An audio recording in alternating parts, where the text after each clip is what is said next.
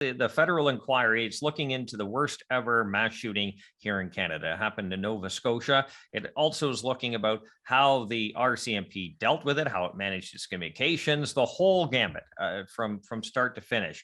But what has come out through the commission and its investigation is, and I quote here from the National Post article on page 103, the report outlines how the commissioner of the RCMP, Brenda Lucki, allegedly dressed down Nova Scotia investigators for their initial refusal to release details about the firearms used by the shooter. And the allegations from the superintendent at the time, and you can fill in some blanks here, is that the people on the ground wanted to hold off on releasing information about the firearms used in the mass shooting so they could hopefully use the tools that the United States had in their FBI, the ATF, to find out the source of those illegal firearms because they were smuggled across the border illegally.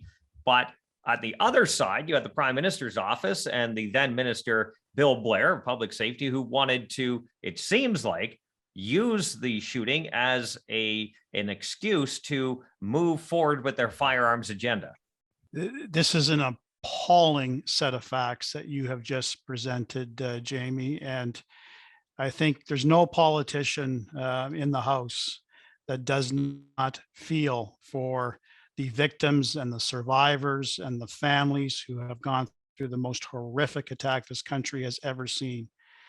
And then to have a government so ethically and morally bankrupt and challenged to take advantage of this particular situation to advance their own agenda is just absolutely deplorable.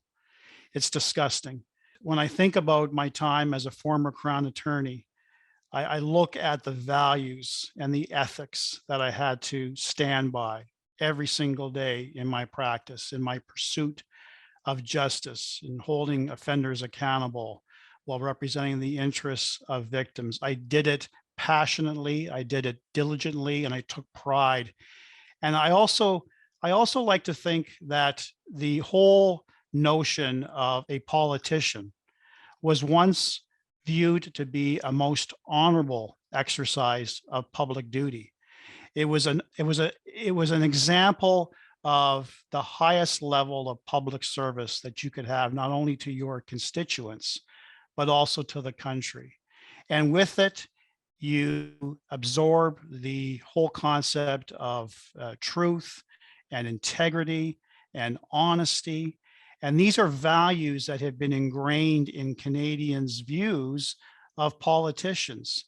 And to see what is happening around the world, but particularly in this country since 2015, the whole institution of our elected officials, in my view, has been so tarnished by the actions and the virtue signaling and the breaches, the most blatant of ethical and moral breaches by this government. It is no wonder that Canadians have a dim view of politicians being honest and respected. There's a firewall, Jamie, that exists between politicians and law enforcement. And it is clear that they looked for an advantage. They said the right things. They showed empathy to Canadians. They showed that as a federal government, they were taking the appropriate steps.